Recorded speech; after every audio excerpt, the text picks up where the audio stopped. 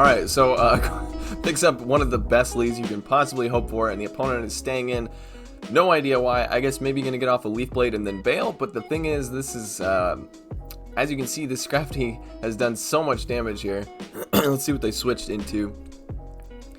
It's gonna be a HYPNO, so again, not a good switch here. Just gonna be able to go for foul plays. I think he can pretty much go for straight foul play, because the only thing the HYPNO could do, unless the HYPNO has Focus Blast. Oh my god, that is disgusting. Hello ladies and gentlemen, my name is shraydee and welcome back to the channel. So today I'm going to be featuring one of the spiciest Pokemons that has ever come to Go Battle League, and I can guarantee 100% that you have never seen this in Go Battle League. I think you might even not have seen it in a Sylph tournament or anything. So we'll get into that in a second. So for today's YouTuber Spotlight, I'm going to be shouting out Generation FFBE Pogo. So if you want to hear more details on him, stay tuned for the end of the video and I will give us a little more details on him. So let's get into the spicy, crazy Pokemon that we're going to be showing you today. And you guys aren't ready for this. That's right. Today's Pokemon is Azumarill. I can't pronounce it. I don't know how to say it because it's so spicy I've never even had to say it out loud. So Azumarill. Yeah, it's crazy. Like, I don't know why no one's ever heard of this Pokemon. Have you guys heard of this? Let me know in the comments if I'm like the only one who hasn't heard of this Pokemon. But I've never seen it, not ever.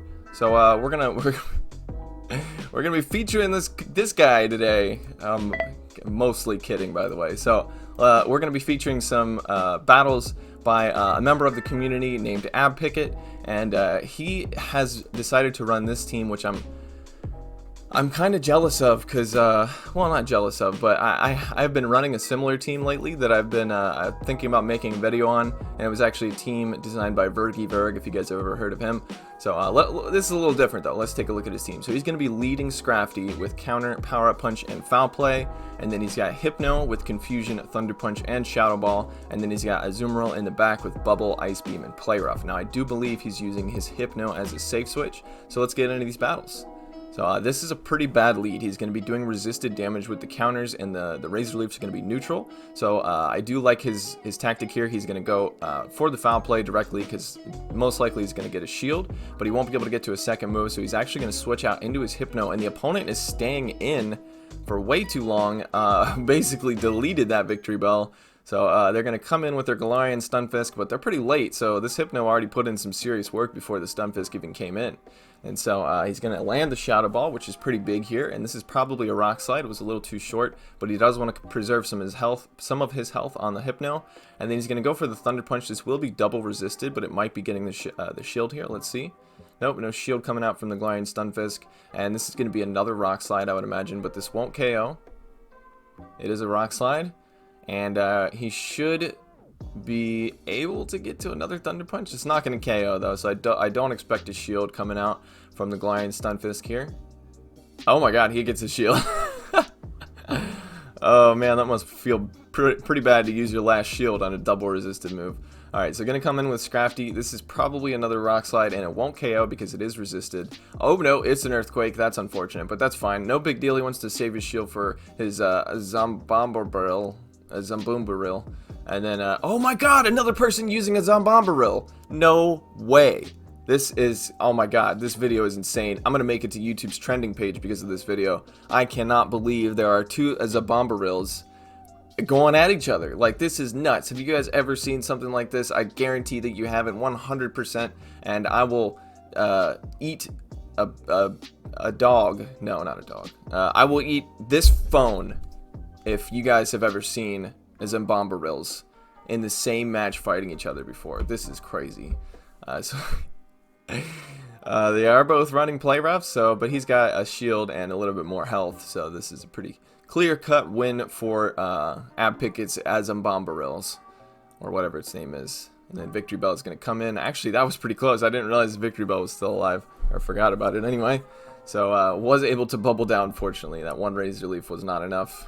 So he is in rank 6. These battles were, by the way, I've been doing these, you know, the videos that you guys are going to see coming out, they're a little delayed because I make videos like 3 or 4 days in advance. So I'm sure he's in a higher rank by now.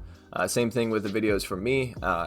I'm in a higher rank than the videos that you guys are going to see. So anyway, he picks up a huge lead here. Going to be doing super effective damage with all the fighting type moves. And this is probably an Earthquake, but he can survive. No, okay, it's a Rock Slide. I wouldn't recommend baiting on the Glowing Stunfisk side because you can actually survive an Earthquake on the Scrafty side. It doesn't even do half health.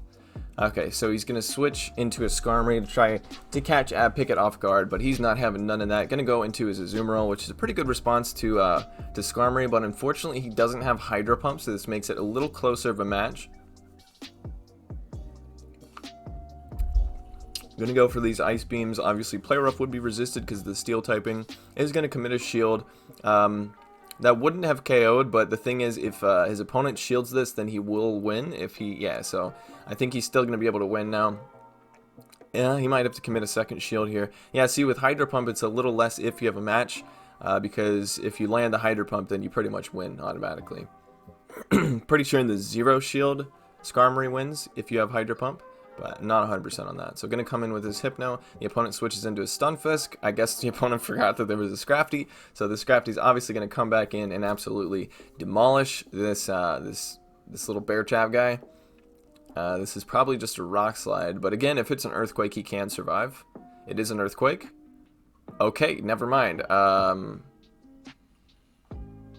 Maybe my IVs on my Scrafty are just a little bit better, because mine takes an Earthquake a lot better. His IVs are halfway decent, 10, 15, 14. I think mine are like 4, 12, 13 or something like that, so I don't know. Maybe it makes a little bit of a difference there. But so gonna go in with his Hypno against this Azumarill, and should be able to pretty much shield and then Confusion down. It is a Hydro Pump, so very nice shield there. And then he's going to probably Confusion down here, and he's going to have 2 Thunder Punches ready. What's in the back again? It's that Skarmory, so this is, yeah, this is GG, because the opponent has 1 shield, and one of these is going to get shielded. Okay, no, I guess the opponent figured that it was his demise was inevitable there, so very nicely played from Pickett. And I noticed that his Azumarill IVs are actually, he's got 15 attack on that, and I know Zionic, he actually runs, I think, the exact same IVs on his, because he wants to win all CMPs, which is a pretty smart idea. Mine has pretty high, like, I don't know, it's not high IVs, it's got, I think 13 attack, or something like that.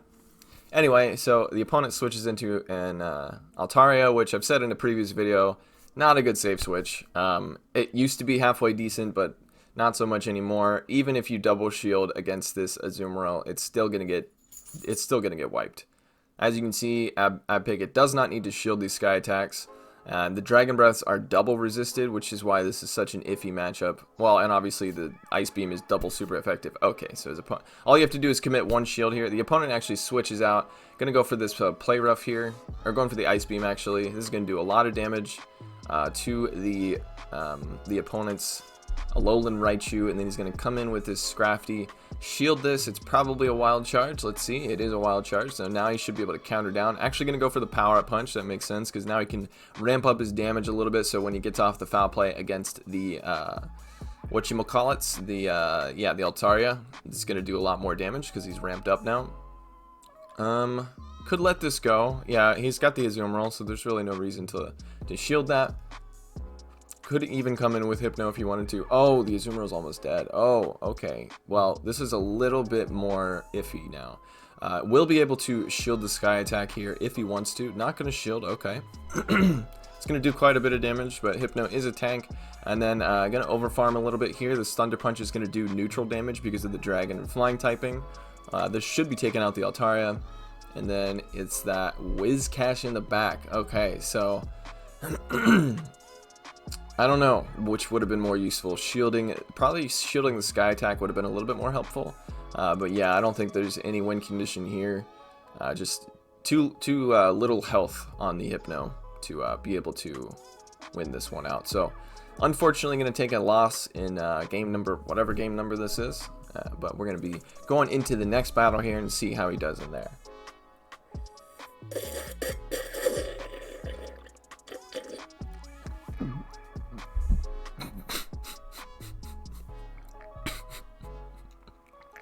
You saw nothing. Alright, so picks up one of the best leads you can possibly hope for, and the opponent is staying in.